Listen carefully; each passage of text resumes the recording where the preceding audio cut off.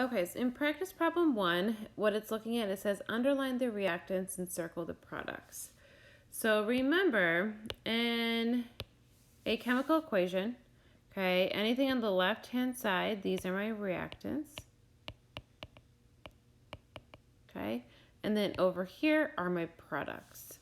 Okay, so in this case, my reactants would be sodium and bromine, and then my products is sodium bromide. Okay. In practice problem number 2, now we are balancing a chemical equation. So the first thing I'm going to do is draw a line to separate them out, and then I'm going to write out my elements of what I have. So I have aluminum, I have iron, and I have oxygen. Okay. Then the next thing I'm going to do is count my atoms. So how many of each atom do I have on each side? So remember I have my reactants and I have my products. On my reactant side I have 1 aluminum, I have 1 iron, 1 oxygen. On my product side I now have 2 aluminum, 1 iron, and 3 oxygen. Okay, so I'm going to leave my oxygens for last. My iron's already balanced, so I'm going to leave those alone for now. What I'm going to start with are my aluminums. On my reactant side, I have 1, and on my product side, I have 2. So I can easily put a coefficient of 2 out in front of the aluminum, which changes that number to 2 here. Okay, so now my aluminums are balanced. My irons are still balanced, so again, I'm going to leave those alone, but now looking at my oxygens. I have 3 on my product side and only 1 on my reactant side.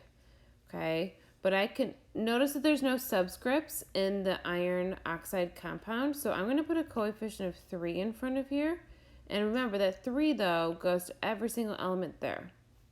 Okay, so now I have 3 oxygen here, but now I also changed my iron to 3. Okay, which is totally okay. Okay, so now I'm going to go to my product side, and I need to fix my iron. So I'm going to put a coefficient of 3 in front of here, and now my iron is 3.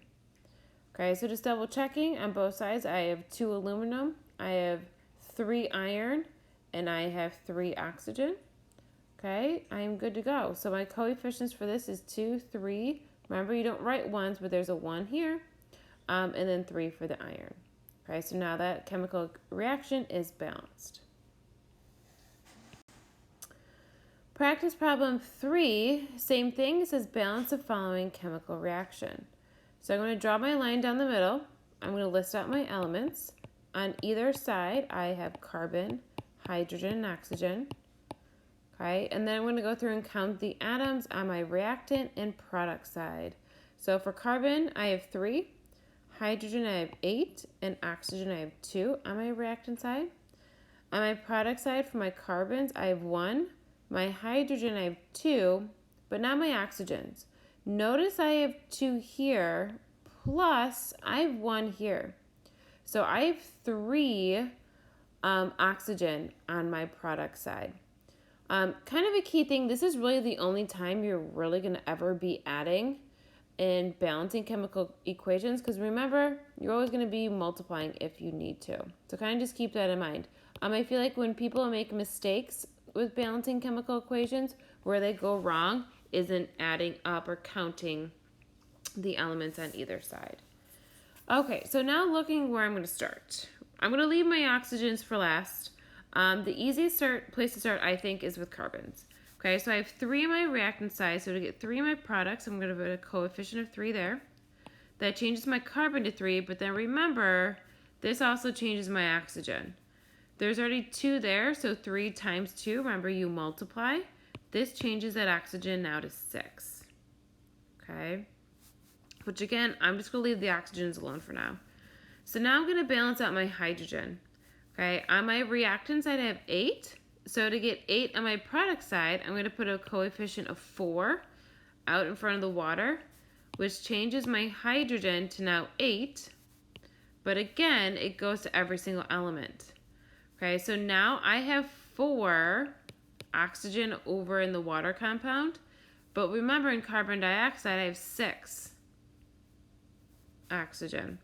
Okay, so 6 oxygen in the carbon dioxide over here plus the 4 over here now gives me, oh, sorry, didn't mean to do that. Okay, I still have 8. Okay, I still have 8 hydrogen, but now I have 10 oxygen. Okay, on this side. Again, there's 6 oxygen in the carbon dioxide. Now there's 4 oxygen in the water. Okay, so now I can go back in my reactant side and I can fix that. So if you think about it in your head, think about what can I multiply 2 by to get 10? Well, it's 5. 5 times 2, I now have 10 over here. Okay, so now just double checking my work. I have 3 carbons, I have 8 hydrogens, and I have 10 oxygens on both sides. Looking at my coefficients, none of them can be reduced any further. Okay, so now my chemical reaction is now balanced.